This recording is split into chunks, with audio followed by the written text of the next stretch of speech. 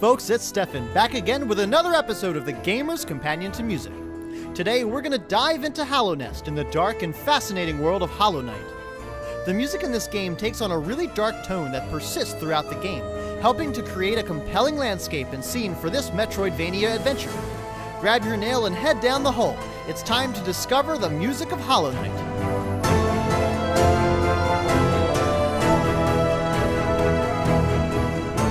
Before I start, right after this video comes out, we're going to do a Gamer's Companion to Music live stream right here on YouTube, where you can ask me questions about Hollow Knight or any other game I've covered so far. Date and time will be announced in a future video. Thanks for sticking with us. It's been a long and busy year in my personal life, and it's great to get back to making videos. If you'd like to skip to a specific section, you'll find navigation in the description.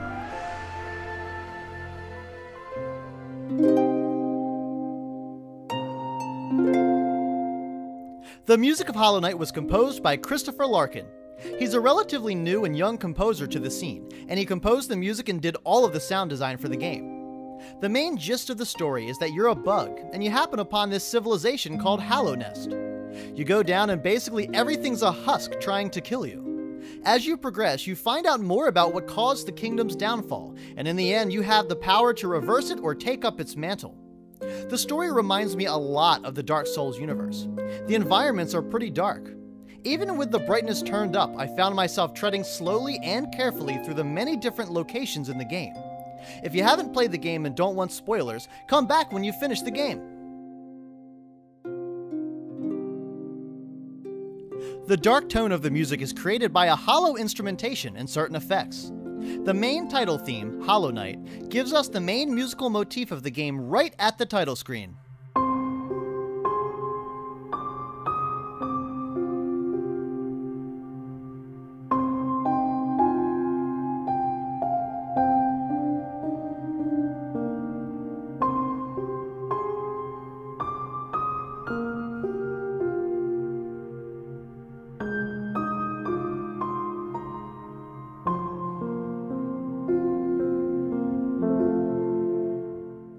We hear the piano state the motif over a low static drone. When the strings come in, they're playing a tremolo effect, which is when the player bows as fast as they can on the string in an unmetered fashion. I believe the solo string instrument you hear is a viola. It's not clear to me if the entire soundtrack is synthesized, but I wouldn't be surprised if it was. You can certainly hear in the full orchestra sections that the instruments aren't real, but in those soloistic areas like the main title theme, it's basically indistinguishable, which is a really good thing. The only problem with this is that the more intense the music becomes, the less effective it seems to be to my ear from an orchestration standpoint. Obviously, an indie studio that doesn't have a AAA budget isn't going to hire a full symphony orchestra, so Larkin does a very good job with what he has.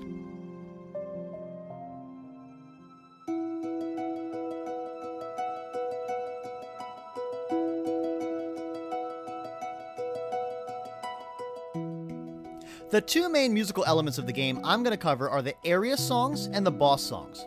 I won't be able to hit everything, and I'm only going to use music in the base game. There's no music from the expansions here. I'm most likely going to cover those in a GCM Extra once the final content pack comes out. First, the area music. There are 15 areas in the game, all with their own unique design and flair. This includes musically for the most part. There are times in most areas when the doors slam shut behind you and you enter an arena and have to clear the enemies before you can proceed. The music does a cool thing here, where a more intense version of the given area song seamlessly crossfades in, giving those moments weight and importance musically. I'll give some examples of this during each area. Sometimes it even happens when a large enemy appears on screen outside of an arena. I should also mention that every time you get hit, the music drops as if you completely lose focus of everything for a brief moment. It looks and sounds like this.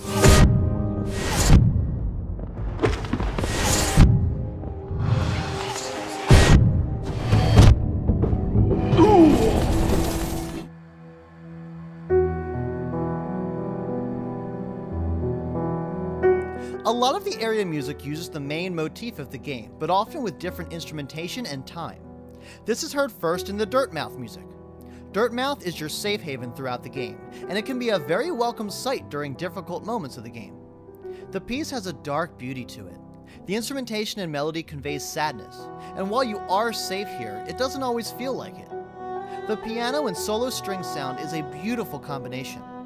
When the viola sound comes in, the piano plays a beautiful high-pitched melodic embellishment.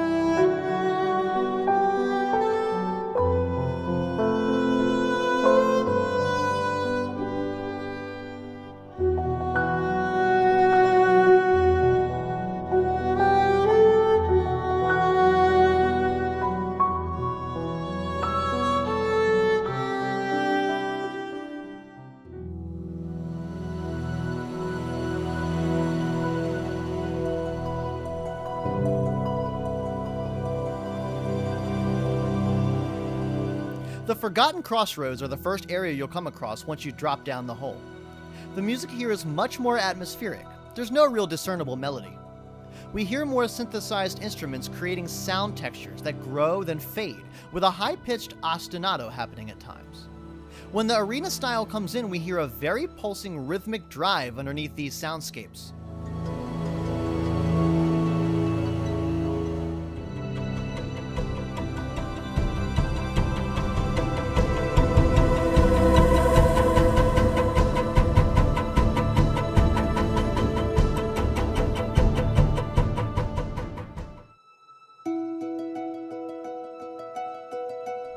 Green Path has awesome music. It's one of my favorites from the game. The dancing harp sounds create a very lush backdrop which matches the greenery we see visually. The melodic motif is the same as in Dirtmouth. It first gets stated in the viola sound with some harmonic support. There's a lot of musical color provided by the flute and bell combination, and the clarinet that restates the melody a little bit later on in the piece. The music feels more relaxing than Dirtmouth, which is interesting, since Green Path is not a safe area. The arena music is really cool here too, because of the combination of rhythms between the low and the high instruments. Take a listen.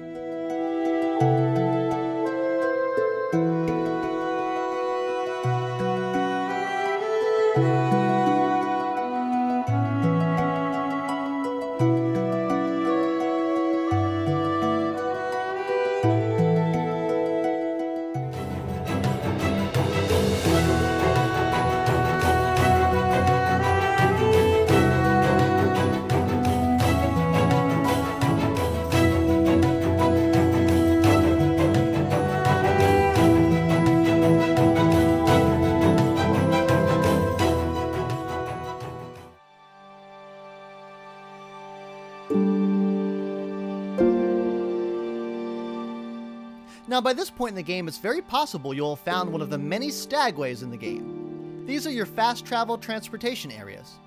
There's always a bench and it's usually a safe area. The music follows the basic rise and fall idea of the main motif.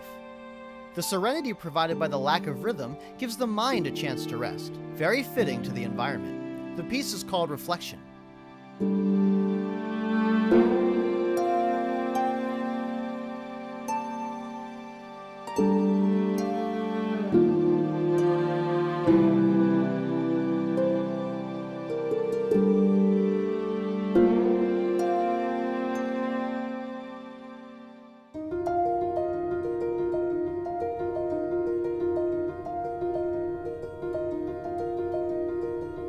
My Best in Game award goes to City of Tears. Few pieces of game music rival its beauty to me. The piece is a beautiful combination of choir, solo voice, strings, harp, and rhythm. The underlying textures build to each chord chains, and that makes each chains more compelling to the listener. The awesome part about listening to the version in-game is that you hear the rain falling all around you. You don't get that in the soundtrack version. The harp provides that characterization of rain in the music. As I played, this is when the essence and feel of the game had me hooked. For me, games like this and Dark Souls, with its high difficulty, somewhere in the game there's a moment where everything just clicks for me, and I start to eagerly await the exploration of the next section, instead of hesitating before each room. This is when that moment happened for me in this game.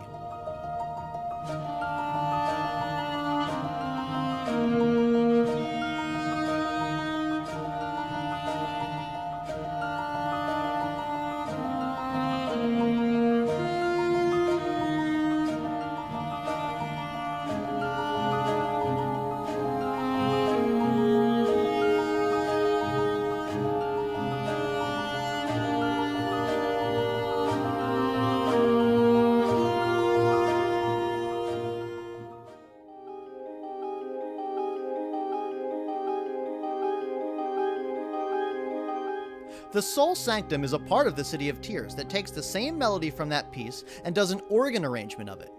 It makes the Soul Sanctum sound religious or sacred, since organs have always been associated with sacred music or even ghosts and ghouls, dating back to the medieval era. Later on, you'll hear how the organ can really influence a piece of music as a supplemental piece of the Soulmaster fight. But for now, enjoy the organ as a solo instrument here.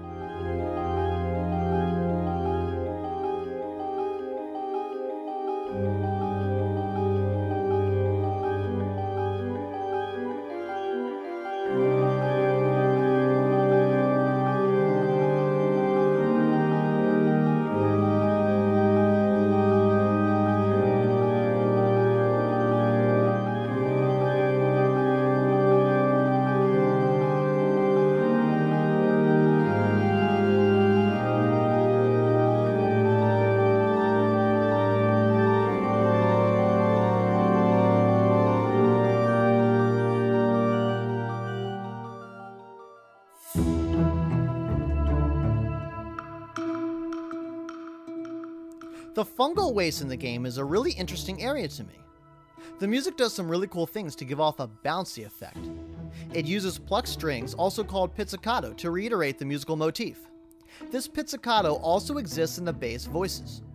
There are some cool sound effects such as cymbal scrapes and cave-like sounds as well.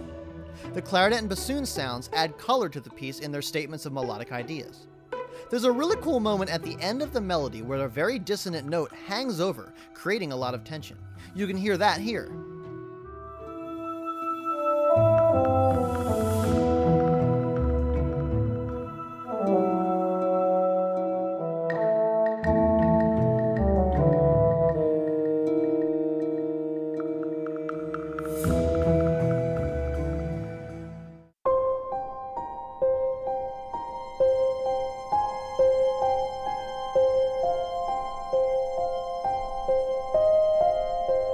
The resting grounds are a very important area of the main storyline.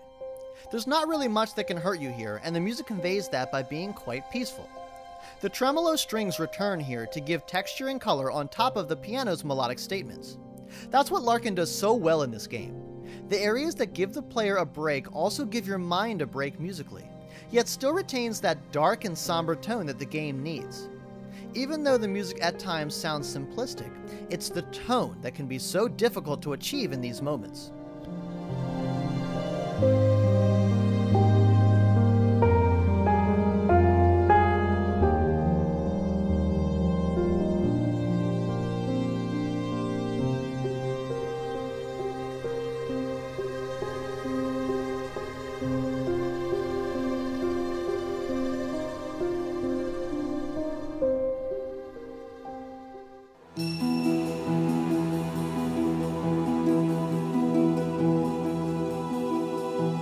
The Queen's Gardens are one of the only tracks to use a bona fide percussion instrument to give a sense of rhythm, and even that is just the lightest touch of a cymbal.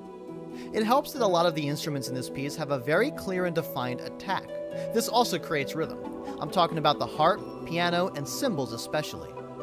There's peaceful movement in this track, which is very interesting given the contrast of many difficult platforming dangers in this area. Visually, the area looks very similar to Green Path, but musically it has its own identity.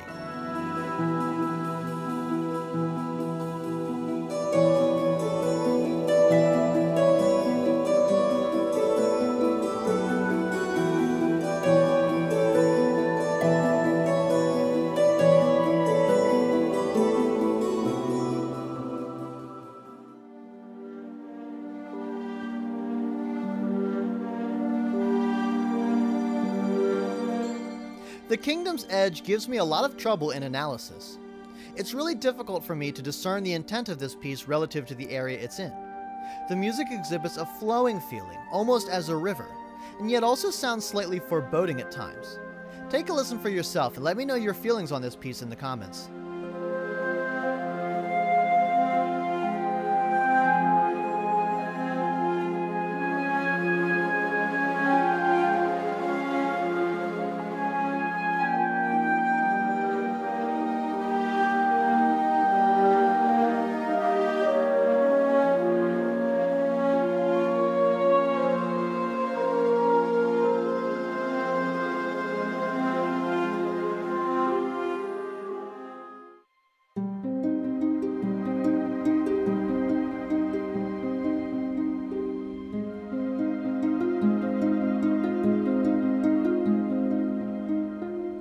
The White Palace might be the most complete song in the entire game. I've never been there. I'll make it eventually, I just need to collect much more essence. There's a built-in sense of grandeur in the depth of the string writing. There are lovely serene moments, and then the orchestration opens up and allows the music to let itself take over completely. Epic music doesn't have to be loud, it just has to seize the moment and become larger than the game at that particular moment. This piece does this beautifully without needing to pound out a lot of loud noises and notes.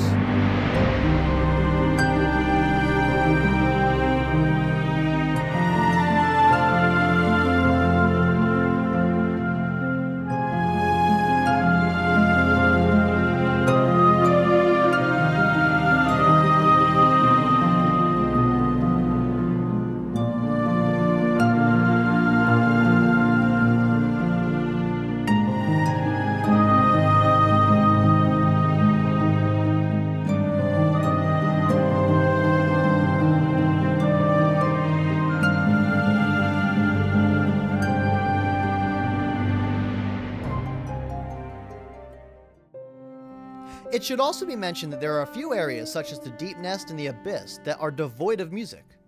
Deep Nest favors sound effects and is absolutely creepy. I'm not going to show it on the screen for very long because even looking at it creeps me out. These areas, however, are scary and effective without the need for anything to reinforce that feeling musically.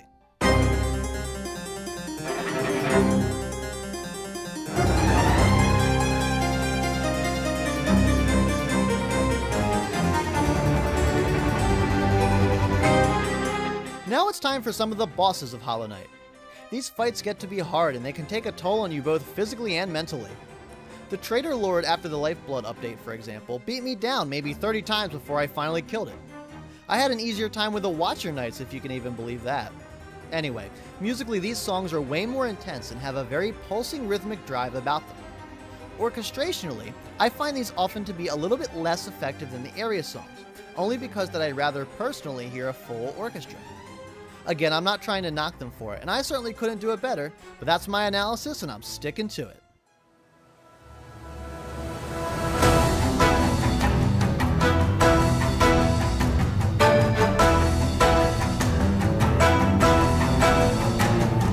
False Knight uses the main motif in the strings with a very percussive backbeat.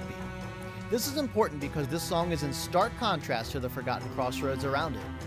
Considering that this may be the first boss you even encounter, that contrast adds to the "oh shit" moment when he first appears.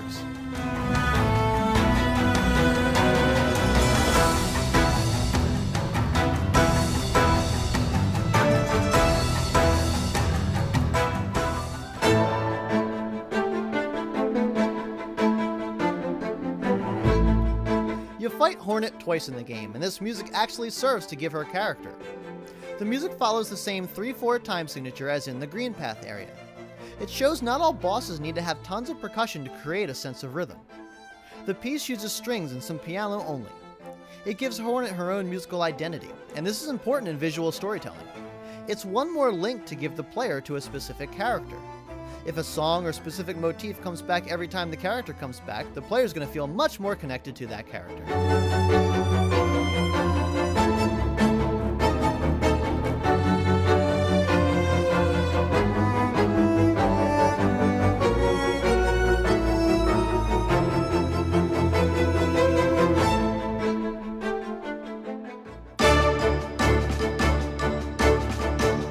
The fan-favorite Dung Defender comes with some really different music compared to the rest of the music in the game. Defender's whole mantra is serving his kingdom with honor, and the music plays to exactly that idea. Honestly, the music might make you think that he's actually the protagonist of the game. It uses brass and tons of major chords to give this feeling. Actually, why don't we do that? Let's make a spin-off of Hollow Knight where you play as the Dung Defender. Seriously, this feels like it could be the main theme of that game. Tying the music directly into the lore like that almost makes you want to know more about it, since it's so different from anything else you've heard up to this point in the game.